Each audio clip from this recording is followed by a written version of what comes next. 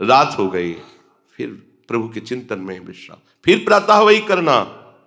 कितने वर्षों तक कभी नियमावली में त्रुटि नहीं पड़ी।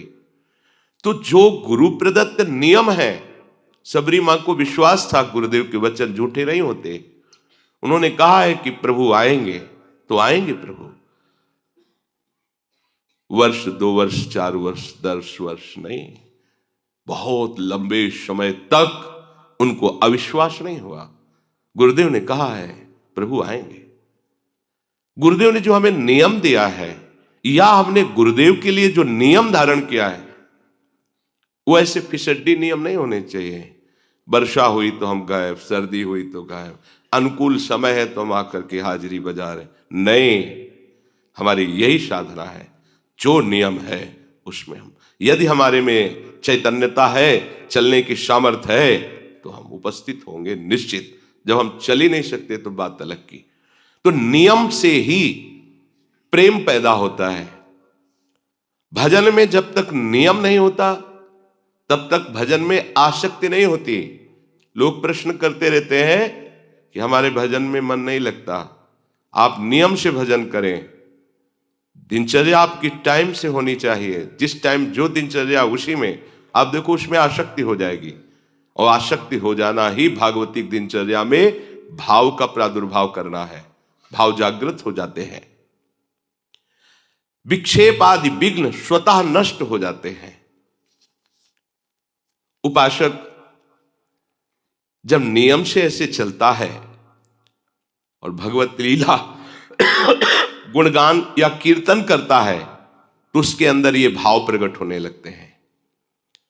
कभी उसका शरीर कंपायमान होने लगता है, कभी अश्रुधारा बहने लगती है, कभी रोम रोम पुलकित हो जाते हैं, कभी स्तंभ हो जाता है, शांत एकदम समाधिस्थ की तरह, मानो कोई मूर्ति हो। कभी श्वेत पसीना, कभी स्वरभंग लड़खड़ाने लगता है, राग बिगड़ जाता है, आवाज शुद्ध नहीं निकल पाती, गदगद कंठ, नयन बह नीरा, वैवर्ण, शरीर का रंग बदलने लगता है। भाव और बढ़ा तो प्रलय, मूर्छा भी आने लगती है। ये अष्ट सात्विक भाव उसके हृदय में प्रकट होने लगते हैं, जो गुरु प्रदत्त उपासना को, दिनचर्या को नियम पूर्वक करता है। जब भाव प्रकट होने लगता है तो फिर अभिमान की गुंजाइश नहीं रह जाती। ये भाव अभिमान को चूर कर देता है और वो दैन्य भाव से सदैव स्थित रहता है। निराभिमानता जैसे जैसे बढ़ेगी वैसे वैसे आराध्य देव की समीपता का अनुभव होगा। यही दरबार दीन को आदर रीति सदा चले आई। जैसे जैसे तुम्हारा अभिमान गलित होगा, दैन्यता बढ़ेगी, वैसे वैसे तुम्हारे हृदय में भगवत सानिध्य का अनुभव होगा। मेरे प्रिय लाल मेरे पास है, ऐसा अनुभव होगा। जैसे जैसे ये अनुभव होगा वैसे वैसे देह के संबंधी रिश्ते नाते, जाति, कुल, मर्यादा, जगत का, ये सब विस्मरण हो जाएगा। एक साथ सबका विस्मरण हो जाएगा। भगवत प्रेम में जगत की स्मृति की कोई भी जगह नहीं रहती, शरीर की स्मृति की कोई जगह नहीं रहती, भोग स्मृति की कोई जगह नहीं रहती। उसके हृदय में तो बस अपने प्यारे की स्मृति का राज्य होता है। हृदय स्मृति से भरा हुआ है, अपने प्रीतम की याद में डूबा हुआ है। प्रभु और माया, ये दो पक्ष हैं।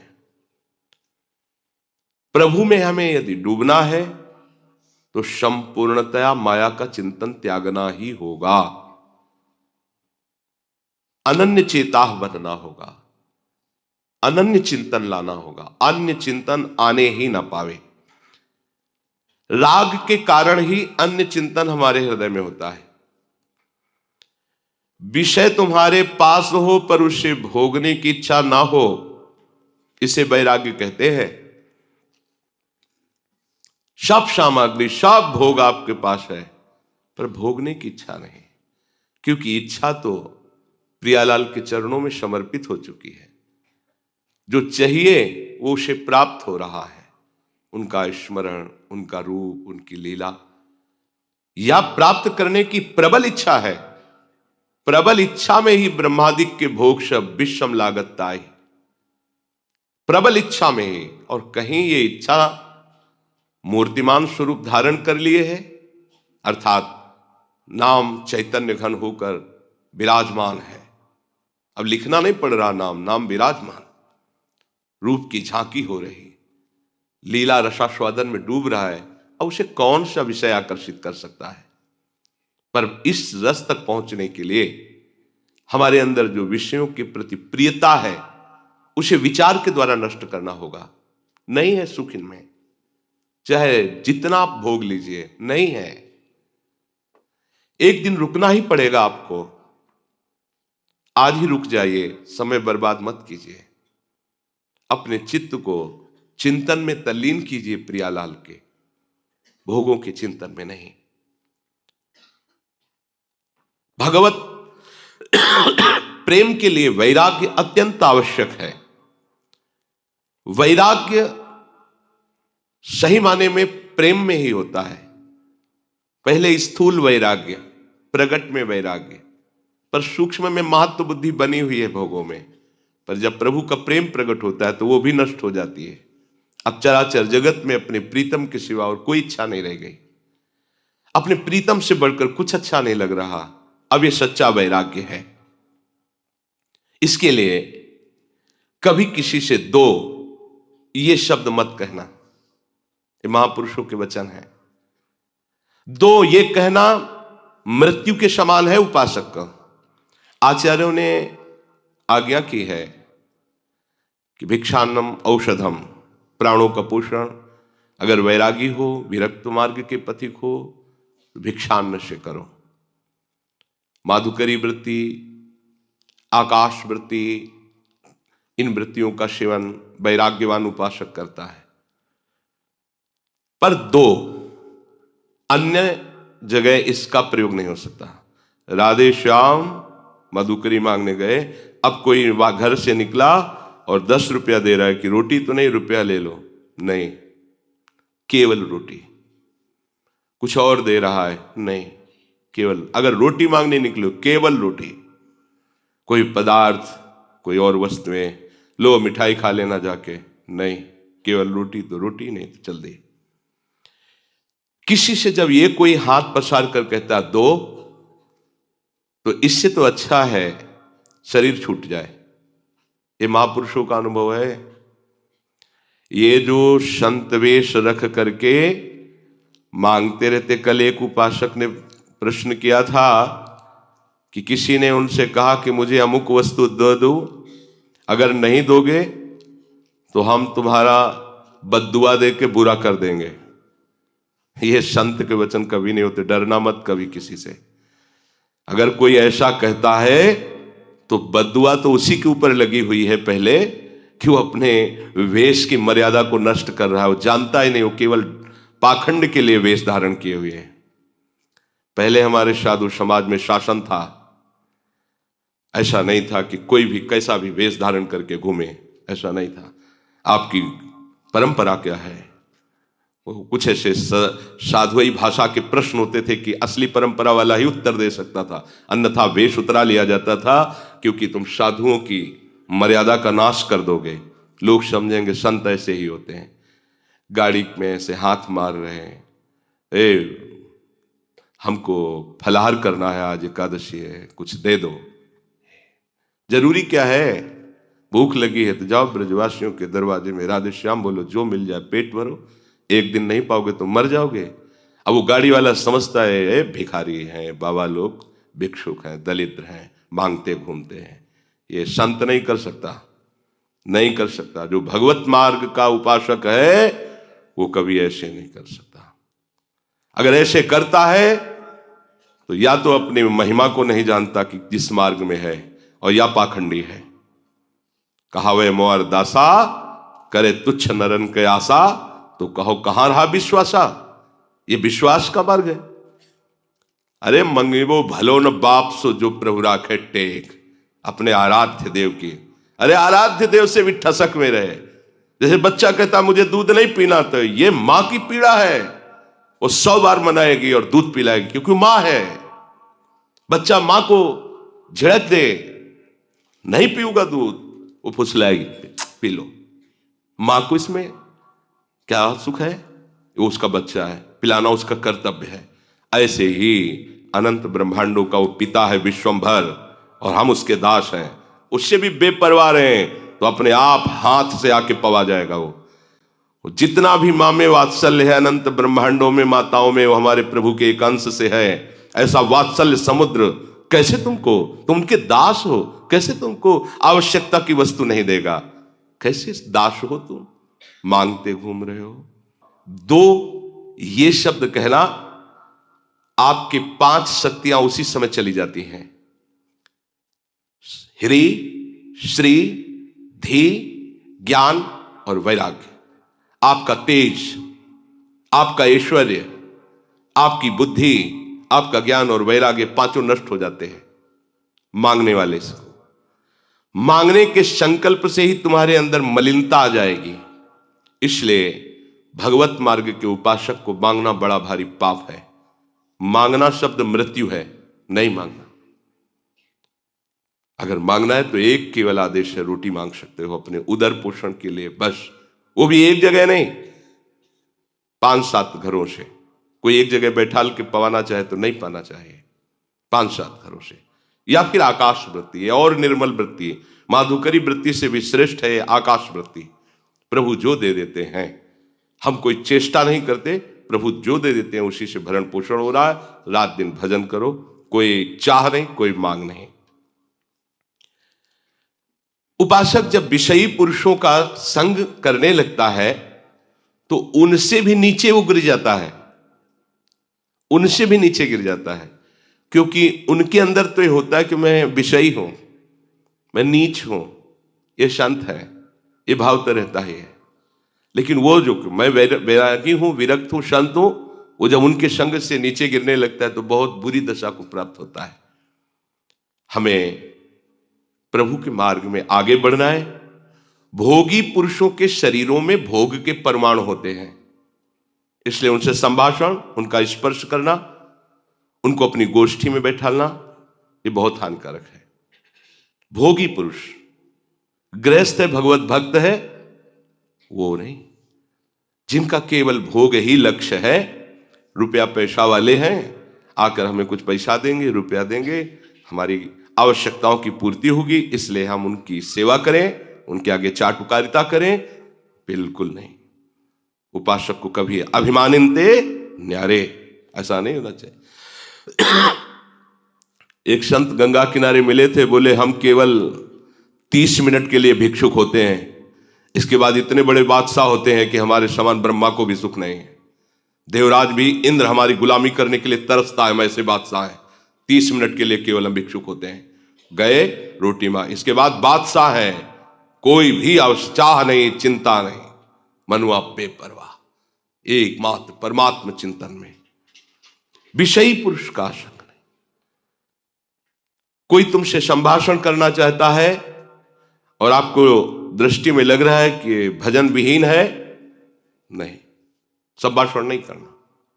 यदि हम भक्ति मार्ग में आगे बढ़ना चाहते हैं, जहां दुख का प्रवेश ही नहीं, ऐसे सुख की प्राप्ति के लिए, तो सुने न काहू की कही, कहे न अपनी बात, नारायण वा रूप में मगन रहे दिन रात। किसी की नहीं सुनना, अपने हृदय की बात किसी से नहीं कहना। अगर बात ही करना है तो अपने हृदयनाथ से बात करो, वो सुन रहे हैं। बस उन्हीं के नाम, उन्हीं के रूप में रात दिन उपासक डूबा रहे। मुख से बोलने के पहले विचार करो, आपके आराध्य देव संबंधी वार्ता है या माया संबंधी, किसी वस्तु, व्यक्ति, स्थान की प्रशंसा या निंदा, ये सब माया जनित है। किसी वस्तु, व्यक्ति, स्थान की प्रशंसा या निंदा, ये सब माया जनित है। अपने आराध्य देव के नाम रूप लीला धाम जनित बात यदि निकलने वाली है तो, नहीं तो रोक लो उस वाणी के वेग को, मत बोलने दो। जो तुम अपने आराध्य देव से भिन्न चर्चा करते हो तो कैसे उपासक तुम हो? यदि आराध्य देव की शिवा बात करते हो तो आराधना किसकी कर रहे हो? प्रपंच की या प्रपंच से अतीत परमात्मा की? अगर प्रभु के उपासक हो तो प्रभु की चर्चा करो, प्रपंच के उपासक हो तो करो प्रपंच की चर्चा। दुनिया का चिंतन, दुनिया की बात और दुनिया की क्रियाएं देखना और करना यह संसारी पुरुषों में होता है, उपासकों में नहीं।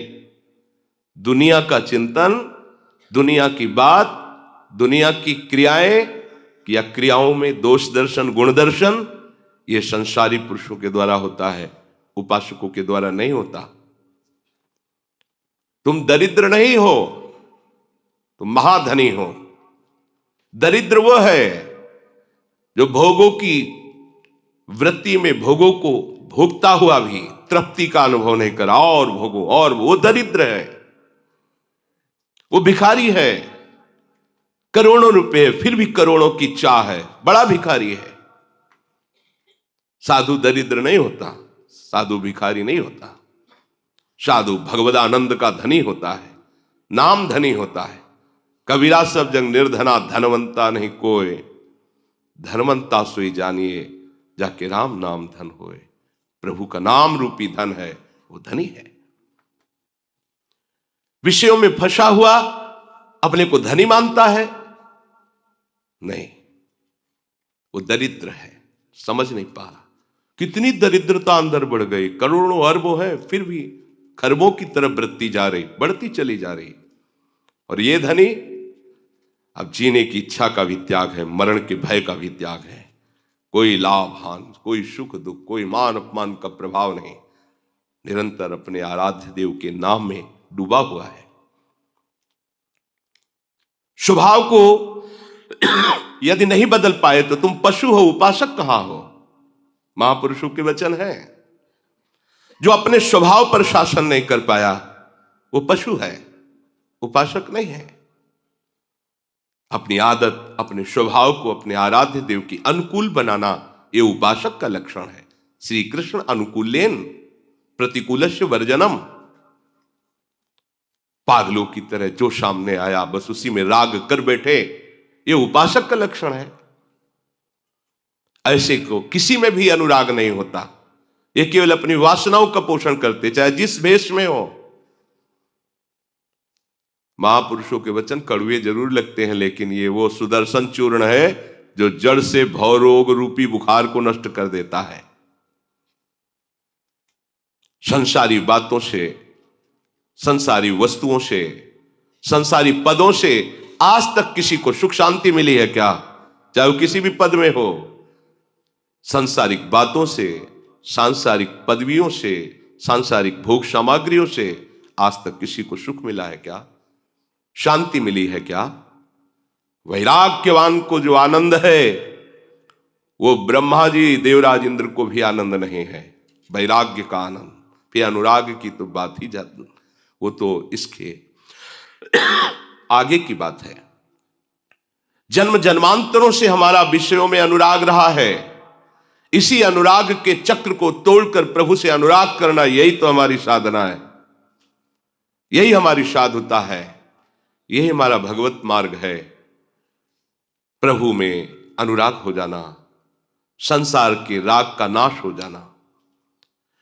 कोई भी संसार का पदार्थ नित्य नहीं है, कोई भी संसार का संबंधी नित्य नहीं है, कोई भी संसार का पद नित्य नहीं है या नित्य है, नष्ट हो जाएगा। क्यों प्यार करते हो? ये रागियों को समझ में नहीं आ गए, वैरागियों की बात है। किसी भी वस्तु से, किसी भी व्यक्ति से, किसी भी पद से अपना संबंध नहीं है, तभी परम पद के अधिकारी। ये भागवत पार्षद बनने का सिद्धांत है, ये प्रिया सहचरी बनने का सिद्धांत है, ये उस चिदानंद सुख की प्राप्ति का सिद्धांत है जहां दुख का लेश मात्र भी नहीं है। यदि प्रभु के नाम में तुम्हारा प्रेम नहीं हुआ, प्रभु के रूप में प्रेम नहीं हुआ, प्रभु के धाम में नहीं प्रेम हुआ, तो घर छोड़ दो, कपड़ा छोड़ दो, चाहे जहां घूमो, कुछ नहीं मिलने वाला। अपने को आत्मज्ञानी कहो, भगवत प्रेमी कहो, वैरागी कहो, त्यागी कहो, कुछ नहीं मिलने वाला। हमें सतत जहां भी हैं, जैसे भी हैं, भगवत चिंतन करना है। भगवत चिंतन ही तुम्हें स्थिति प्रदान करेगा। ये घर द्वार छोड़ देना, कपड़े बदल लेना, इससे ही केवल काम नहीं बनेगा।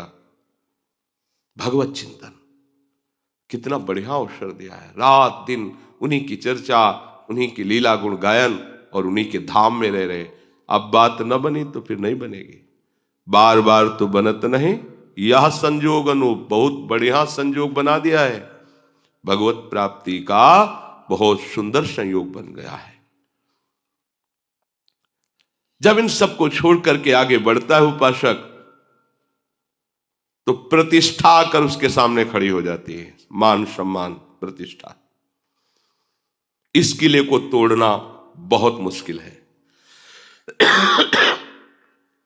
संसार का चिंतन, संसार की भोग सामग्री, संसार की पद प्रतिष्ठा आदि को जो धूल धूसरित कर देता है, वही भगवदानंद में स्थित होता है।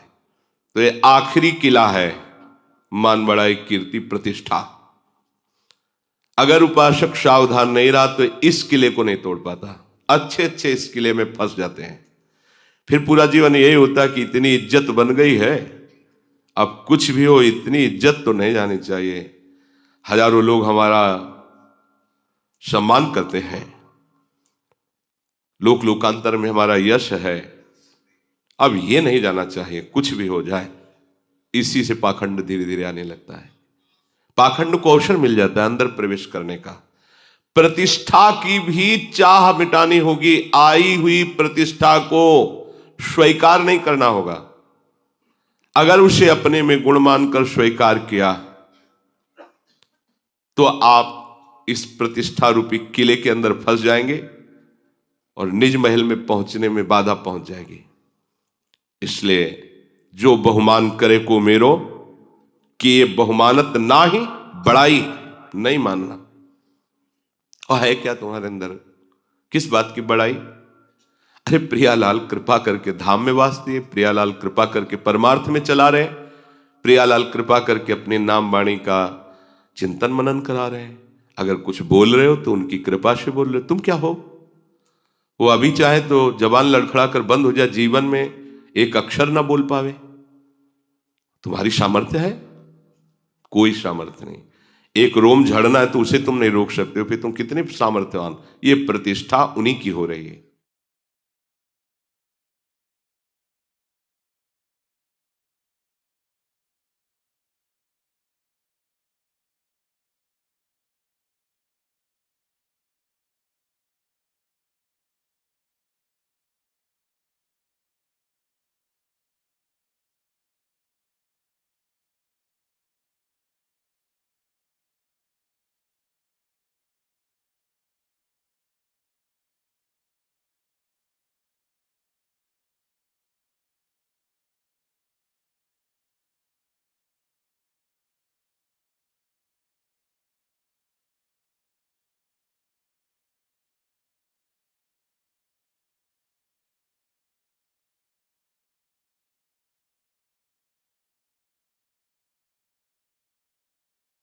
बेवफा सनम हो जरा सी हथिया, जरा सी हथिया दिल रही हो।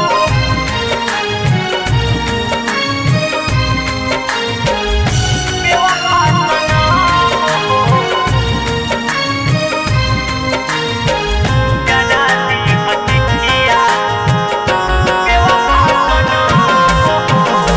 जरा चिट्ठिया जवन एले रही हम हो, जरा दी चिट्ठिया जवन एले रही हम हो। हम ही कहाई ले हो हम ही कहाइले हो बेवफा सनम हो तोहरा शहर से दूर चली जाई हम हो जरा दी चिट्ठिया जवन दिल रही हम हो जरा दी चिट्ठिया जरा दी चिट्ठिया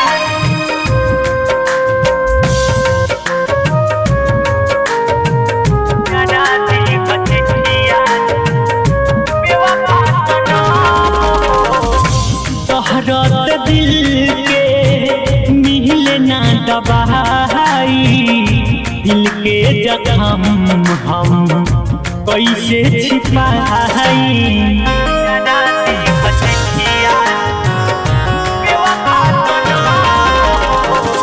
झूठों के प्यार में पागल रही हम बहन गलत बाकी गलत तोहे कही पगला कहाई गोरे नहीं कवन गम हो पगला कहाई गोरे नहीं कवन गम हो जरा दी चिट्ठिया जवन दिल रही हम हो जरा दी चिट्ठिया जवन दिल रही हम हो।